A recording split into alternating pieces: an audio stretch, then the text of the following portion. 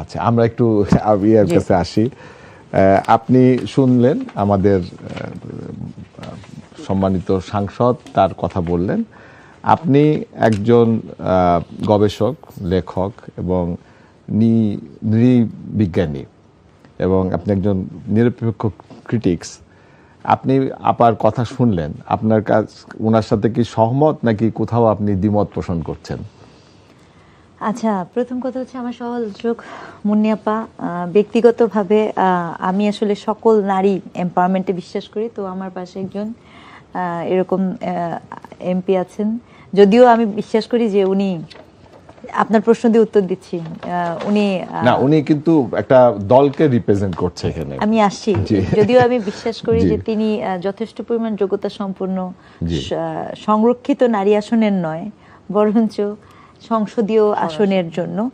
তো সেখানে একটা দুঃখ তো থেকেই যায়, এবং সেই জায়গাটা থেকে ওনার কথাটা এখান দিয়ে আমি আপনাকে টান মারবো যে এই গভর্নমেন্টের সবচেয়ে ভালো দিক এবং খারাপ দিক। ভালোটা একটু প্রথমে যদি বলি, যে একটা ডেমোক্রেটিক প্র্যাকটিসের যে জার্নিটা অনেক দিন পর, অর্থাৎ আপনাকে বলবো যে এটা যে স্টার্টিং যে পিরিয়ডটা ছিল, প্রধানমন্ত্রীর যে বিরোধী দলের নেতার বাসায় যাওয়া, চিফ হুইপের বাসায় যাওয়া, এই জায়গাগুলা ইট ওয়াজ এ রিয়েলি গুড মুভ। মানে একটা কনফ্লিক্ট রিজলভের একটা প্রচেষ্টা, এটা হচ্ছে ভেরি পজিটিভ।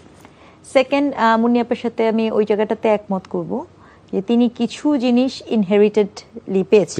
এটা কিছু এই গভর্নমেন্টই আসার সাথে সাথে ইনহেরিটেড আছে। এটা একটা ডেটা দিয়ে বলি, সাকসেস রেট আছে একটা, যে গত বছর আপনার আমাদের বাংলাদেশ ব্যাংকের রিজার্ভটা ছিল 24 বিলিয়ন মে মাসের, সেক্ষেত্রে এই বছরে হচ্ছে 34 বিলিয়ন। সো 24 বিলিয়ন থেকে 34 billion reserve, it's a very good thing, কারণ ইকোনমি একটা শেকেন অ্যান্ড ব্রোকেন অবস্থায় ছিল।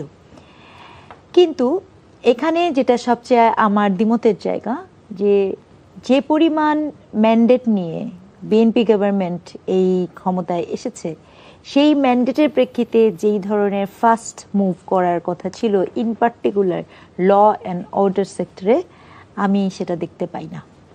হ্যাঁ, আমি ল অ্যান্ড অর্ডার সেক্টরে ক্রনোলজিক্যালি যা দেখেছি সেটা কোনোভাবেই ঠিক, যেটা আমি আপনাকে বললাম ইকোনমির জায়গাতে যেটা আমার জন্য আনন্দের, মানে একটা ভালো পজিটিভ বার্তা, কিন্তু ল অ্যান্ড অর্ডারে আমি কি দেখতে পাচ্ছি, ডেফিনেটলি ইন্টারিম থেকে সেটা বেটার। কিন্তু আমি এখানে স্পষ্টত কতগুলো ইনসিডেন্টের কথা বলতে চাই। আপনি খেয়াল করে দেখেন, এটার নাম কি, মাঝারে হামলা, একটা এই ম্যান্ডেটের সরকার আসার পর মাঝারে হামলা হবে, এটা কিন্তু অপ্রত্যাশিত। সেটা হোক মাঝারে হামলা কি অন্তর্বর্তীকালীন সরকারের সময় হয়েছিল নাকি এই সরকারের সময় না, হয়েছে? অন্তর্বর্তীকালীন সরকারের সময় তো হামলা প্রচুর পরিমাণে হয়েছে, ওখানে তো মবের একটা মানে হিস্ট্রি মেক হয়েছে।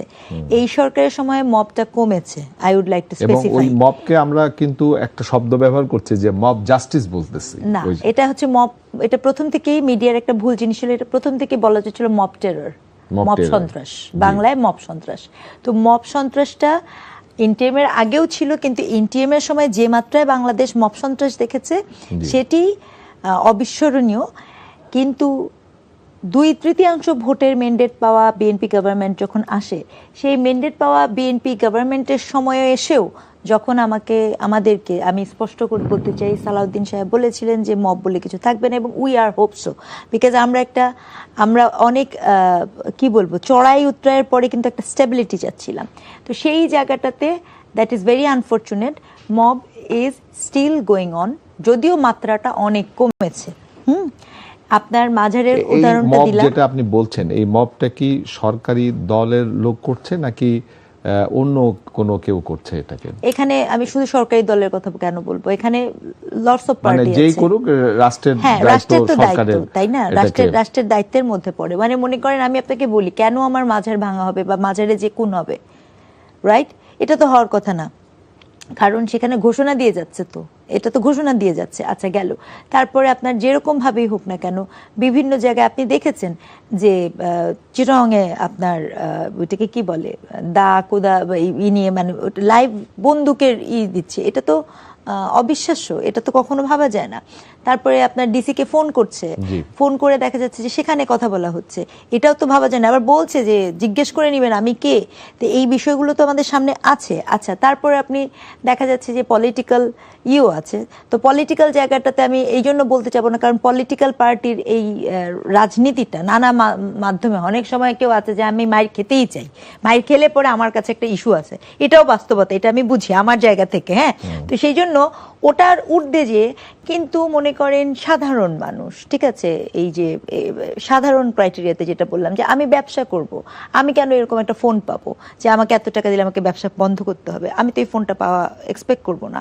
বা আমি তো এক্সপেক্ট করব না যে আমার রিলিজিয়াস ফেইথ, হ্যাঁ, যেখানে বিএনপি গভর্নমেন্টের নির্বাচনী ইশতেহারে, এবং অসাধারণভাবে আই এম সো গ্রেটফুল যে আমি আমার জীবদ্দশায় বাংলাদেশের কোনো লিডারকে এই কথাটা বলতে শুনেছি যে এই দেশটা যেমন বিশ্বাসীদের তেমন অবিশ্বাসীদেরও। তো সেই গভর্নমেন্ট যখন থাকে তখন যারা মনে করেন মাঝারে বিশ্বাসী, সেইখানে তো আপনার এই ধরনের ইন্টারভেন হতে পারে না, তাই না? এটা খুব স্পষ্ট তো, তাই তো? আচ্ছা, গেল। তারপরে আপনার ইসের ক্ষেত্রে আসেন, আমি ওটা ওটা ওটা ওটা এভাবে কেন হবে, আপনার সাইবার বুলিং, এটাও আমি বলতে চাই।